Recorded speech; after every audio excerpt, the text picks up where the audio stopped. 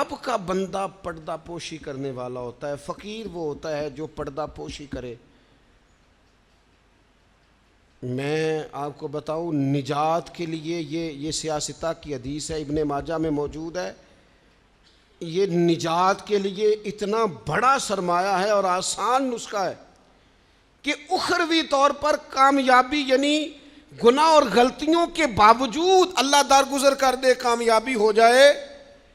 نبی پاک علیہ الصلوۃ والسلام نے فرمایا تو دنیا میں کسی کی پردہ پوشی کر، اللہ قیامت کے دن تیری پردہ پوشی کر دے گا۔ پتہ اس کا معنی کیا ہے؟ عیب کھولے بغیر ہی رب قیامت میں معافی عطا کر دے گا۔ اس سے بڑا سہارا ہے کوئی؟ صرف اتنا کرو، پردے ہی رہنے دو۔ بڑا شوق ہے لوگوں کو ٹو میں پڑھنے کا، جاسوسی کرنے کا، خبر لینے کا۔ اچھا، جو خبر لینی چاہیے وہ نہیں لیتے۔ محلے میں کس کی حرکتیں غلط ہیں وہ سب کو پتہ ہے، لیکن بھوکا کون کون ہے، بل کس کا آیا ہے اور پریشان ہے یہ نہیں پتہ، کس کے بچے کی اسکول کی فیس نہیں گئی یہ نہیں پتہ، باقی غلط کون کون ہے معاذ اللہ سارا پتہ رکھتے۔ پردہ پوشی، اللہ کا بندہ پردہ پوش ہوتا ہے۔ فقیری نام ہی پردہ پوشی کا ہے۔ تیرے پاس لاکھوں کے راز ہوں لیکن تو نے سینے میں چھپائے ہوئے۔ فقیر اپنے کفن میں بڑے راز چھپا کے دنیا سے چلے جاتے ہیں، وہ راز کھولا۔ فقر کا بہت بڑا درجہ یہ ہے کہ تیرا دل پردہ پوشی والا ہو، اور اگر تو پردے کھولے،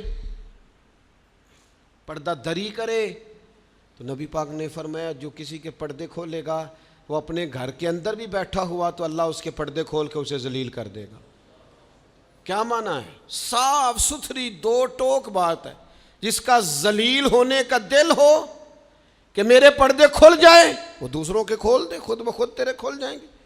لیکن دوسروں کے بچوں کی باتیں چسکے لے کے کرنا اور پھر کہنا میرے بچے بدنام نہ ہوں، دوسروں کے گھر کی باتیں منہ کھول کے کرنا اور پھر خیال کرنا کہ تیرے بچوں کی کوئی بات نہیں کرے گا۔ او بھائی، اگر چاہتا ہے تیرے پردے قائم رہیں تو پھر تو بھی پردے قائم رکھ۔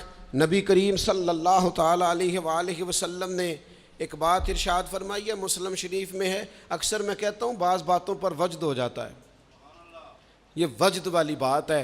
حضور علیہ الصلوۃ والسلام فرماتے ہیں اللہ حیا والا ہے، پردہ پوشی والا ہے۔ اللہ حیا اور پردہ پوشی کو پسند فرماتا ہے۔ اللہ حیا والا ہے، پردے ڈالنے والا ہے۔ حیا اور پردہ پوشی کو اللہ،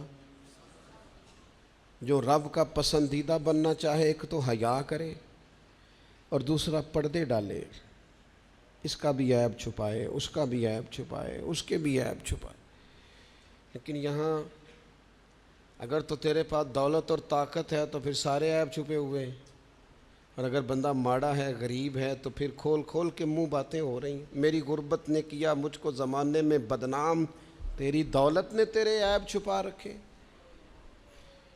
اپنی طبیعت کو اللہ کا بندہ کنز المال میں موجود ہے، حضرت عمر رضی اللہ تعالیٰ عنہ بیٹھے تھے۔ یہ ذرا دیکھیے یہ حضور کی تربیت یافتہ جماعت کیسی تھی۔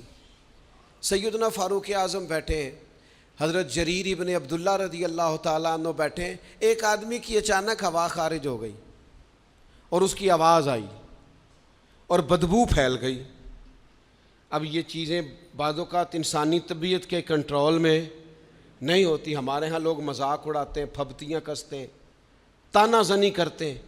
ہوا خارج ہوئی، آواز بھی آئی اور بدبو بھی پھیلی۔ تو حضرت جریر ابن عبداللہ فٹافٹ اٹھ کے کھڑے ہوئے، حضرت عمر سے عرض کرنے لگے حضور ہم سارے جا کے وضو نہ کر آئیں، ایک آدمی کی ہوا خارج ہوئی ہے، وضو ایک کا ٹوٹا ہے۔ حضرت جریر فٹافٹ اٹھ گئے کہ کہیں کسی ایک کی طرف لوگوں کا اشارہ نہ ہو جائے، وہ بندہ شرمندہ ہوگا، پردہ کھلے گا۔ یہ تربیت ہے رسول اللہ کے صحابہ کی۔